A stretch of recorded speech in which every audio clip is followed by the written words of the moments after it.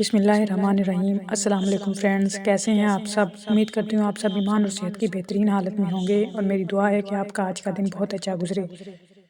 तो आज की हमारी कहानी का उन्वान है बारिश की ख्वाहिश। घटाएं तो सुबह ही से उमड़ उमड़ रही थी। बादल जाने किस धुन में थे। दोपहर के वक्त बरसना शुरू हुए, फिर ऐसे झूम के बरसे कि अगली पिछली सारी कसर पूरी कर दी। हर तरफ जल थल, पानी मिली कीचड़ या कीचड़ मिला पानी। मगर ज़मीन पर देखने की क्या ज़रूरत थी। देखने के काबिल तो वो दरख्त, झाड़ियाँ, पौधे और फूल थे जो बारिश में धुलकर बहुत ही खूबसूरत लग रहे थे। मियाँ सादत, मौका है, निकल चलें। साहबजादा सादत अली खान ने खुद को मुखातिब करते हुए छतरी सर से हटाई। बारिश रुक चुकी थी, हल्की फुल्की बूंदाबांदी हो रही थी। कभी रुक जाती थी, कभी बरस पड़ती थी। ये आंख मचोली अब कई रोज़ तक चलनी थी। बुजुर्गों का अकीदा था कि जुमेरात के रोज़ की बारिश अगली जुमेरात तक रहती है। पूरे हफ्ते बादल बरसते हैं और आज जुमेरात थी। सादत अली खान वैसे तो बुजुर्गों के अकायद के कुछ ऐसे कायल ना थे, मगर बरसात के मामले में वो यही सोचते थे कि खुदा करे बारिश जो बरसे तो हफ्ता पूरा ही बरसे। दोपहर से अब तक कई घंटों से वो रेलवे स्टेशन के वेटिंग रूम में अपना सामान रखकर मूसलाधार बारिश से लुत्फानंदोज हो रहे थे। स्टेशन पर ही ख्वांचे वालों से आलू छोले, पकौड़े, कचौरियाँ और मिठाई खरीद कर खा चुके थे। पेट भरा हो, कदमों तले फर्श और सर पे छत हो तो बरसात का नज़ारा हसीन ही लगता है। लेकिन अब वो इंतज़ार कर कर भी थक चुके थे। कोई इतला दे देते पहले तो अच्छा होता। इस वक्त सवारी करके जाने की फिक्र ना होती। पहले ही वहाँ से सवारी आ गई होती और अब तक हम खान साहब की कोठी पर पहुँच गए होते। बड़े रौब से वहाँ पहुँचते और बहुत अच्छे से इस्तकबाल के मुस्तहिक ठहरते। मगर क्या किया जाए इस तबीयत का, बेचैन मिजाज का, कि पहले से तयशुदा मामलात भाते नहीं। आंखों को वही अच्छा लगता है जो अचानक से सामने आ जाए, और दिल को भी वो गैर मुतवक्को हालात तो मामलात पसंद हैं जो इसे बेतरतीब धड़का दें। सवारी मिल गई, साजो सामान लाद कर पता बताया और चल पड़े। रास्ते में सड़कें, बाजार, मकानात और मैदान ही नहीं, बागात भी आ रहे थे, जहाँ के घने दरख्तों पर परिंदों के आशियाने भी थे और बसेरे भी। पपीहे की पीहू पीहू बड़ी दिलगुजार थी। किसी बिछड़ने वाले की जुदाई का दर्द उसकी आवाज़ में समोया हुआ था। हाय रे पपीहे, तेरा कोई जुदा हो गया क्या। ड्राइवर ने पूछा। कहाँ से आए हो मियाँ। नौजवान बतूनी था और कुछ इसकी मजबूरी के लंबा सफ़र बिना बात किए कटता नहीं था। मुरादाबाद से। खान साहब के रिश्तेदार हैं, अब्बा जान के दोस्त हैं, ऐसे दोस्त जो सके भाई से भी बढ़कर होते हैं। सादत अली खान ने इर्द गिर्द के नज़ारे देखते हुए जवाब दिया। पहली बार आए हैं। जी हाँ, फिर तो बार बार आएंगे। ये शहर मीठा और सुरीला राग है, एक बार दिल में बस गया तो हर बार सुनने को जी चाहेगा। मिट्टी, पत्थर और गारे से हमें निस्बत है न रोबत। जीते जागते इंसानों की बात करिए, कैसे हैं यहाँ के लोग। सादत अली खान ने जवाब दिया।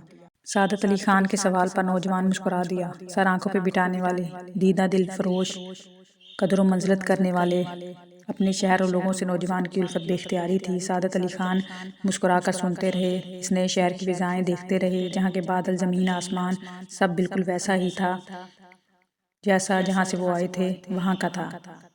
खैर, एक शहर का इतना तो हक बनता है कि उसके मकीन, उसके वजूद पर फ़ख्र करें और उससे उल्फत करें। कभी अपने ख्यालात में गुम, कभी नौजवान के सवालों के जवाब आप देते हुए सफ़र कट रहा था। घटा अभी आई ही थी कि लड़कियां दीवानी हो गईं और इस मौसम से लुत्फानंदोज होने लगीं। निया, वो देखो तितली। झूला लेते लेते महजबीन अचानक चीखी। हाय अल्लाह, डरा दिया तुमने तो। नायाब उर्फ निया ने उसकी अचानक चीखने पर अपने धड़कते दिल पे हाथ रखा। मेरी मासूम सी चीख पर तुम्हारा दिल दहल गया। महजबीन झूले से नीचे उतर आई। सुर्ख फूल पर बैठी तितली को उसने उंगली से छुआ और फिर उसे उठाकर अपने हाथ पे रख लिया। आय हाय महजबीन, हर कीड़े मकोड़े को हाथ पे रख लेती हो। निया ने नाक सुकोड़ी तो उसकी मुन्नी सी नाक और भी छोटी हो गई। हर एक को नहीं, सिर्फ इसे। देखो तो कितनी खूबसूरत है, महजबीन बोली। बुआ सही कहती है, तुम्हारा दिमाग का कोई ना कोई हिस्सा ढीला है। तुम्हारा तो सब कसा है ना, तुम मेरी फिक्र मत करो। महजबीन ने तिरछी निगाहों से उसे घूरा। वो जो हमराज थी, सहेली थी, बहन थी, सब कुछ थी। जितनी उनकी दोस्ती सी उतना ही उनमें झगड़ा भी होता था। कपड़े बदल लो महजबीन, ठंड लग जाएगी। तुम तो वैसे भी बहुत जल्दी बीमार हो जाती हो। निया ने हमदर्दी जताई। तिमारदार मौजूद है ना, बीमारी की किसे परवाह। बेनियाज महजबीन ने तितली वहीं छोड़ी और बरसती बूंदों में आंखें बंद करके खड़ी हो गई।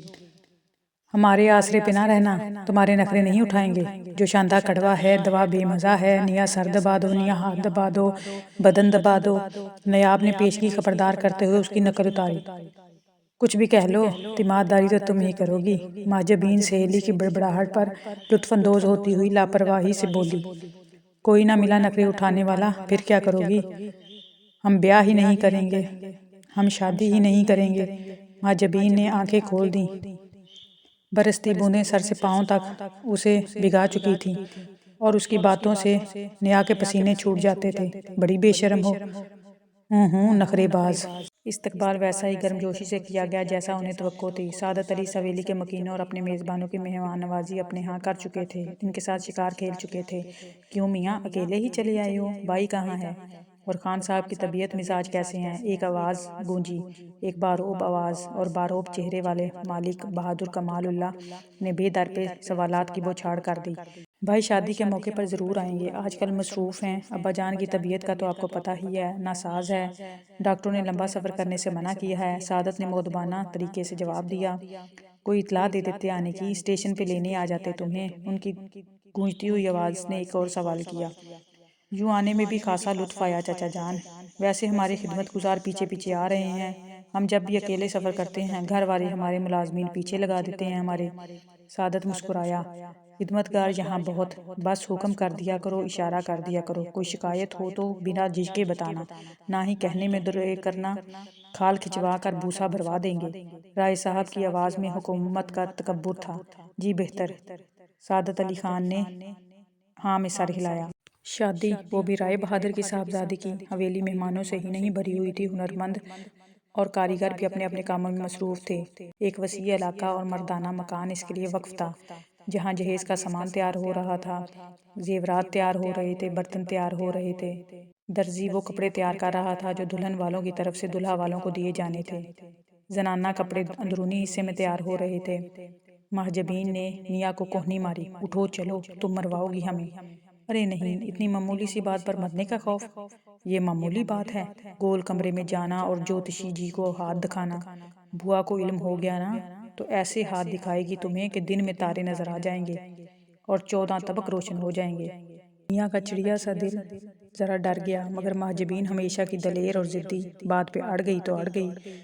कुछ नहीं होगा निया, बोलो, आप चलिए तो। महजबीन उसे जबरदस्ती घसीट कर ले गई। कई सेहन बरामदे और कमरे अबूर करके वो पहुंच गईं। कमरा आलीशान था, सजावट उससे भी आलीशान थी। यहाँ तो कोई नहीं है। निया आदत के मुताबिक घबरा गई। चुप करो, हमें पहले देखने तो दो। ये कमरा तो किसी नवाबजादे या शहजादे के लिए तैयार किया गया है। महजबीन ने अलमारी से इतर उठाया और फिजा में छिड़क दिया। चारों तरफ खुशबू महक उठी और ऐन इसी वक्त वो कमरे में दाखिल हुआ। वजू कदोकामत पे चिकनकारी का अंगरखा पजामा, चेहरे पे खुद एतमादी और आंखों में खुद शनासी। मगर इस लम्हे उनमें हैरानी भी थी। सामने दो लड़कियां नहीं बल्कि परियां थी शायद। वो जो गुलाबी आंचल सर पे डाले घबराई घबराई सी थी, और दूसरी जिसकी ओढ़नी धानी थी। नैन नक्श कातिल भी थे और मगरूर भी, और आंखें ऐसी कि अच्छा भला इंसान अपनी मंजिल को जाता मुसाफिर अपना रास्ता भी भूल जाए। सादत अली खान को छूता हुआ वो लम्हा गुजरा और वो फरामोश कर बैठे अपना रास्ता भी और अपना आप भी। अदाब ज्योतिषी जी, धानी आंचल वाली ने जरा झुक कर अदाब किया। उसके साथ खड़ी दूसरी लड़की के चेहरे का रंग उड़ गया। हमें इल्म हुआ कि आप भी आए हुए हैं। हम अपना हाथ दिखाने आए हैं और बड़ी मुश्किल से आए हैं। आप जल्दी से हमारे हाथ की लकीरें पढ़ के बताएं, इनमें क्या है? महजबीन ने बोलते बोलते अपने गुलाबी हाथ उसके सामने फैला दिए। चेहरे पे इश्तियाक था। सादत अली खान के होंठों पे मुस्कुराहट फैली। क्या सुनना चाहेंगी, सच या फक्त अच्छा अच्छा?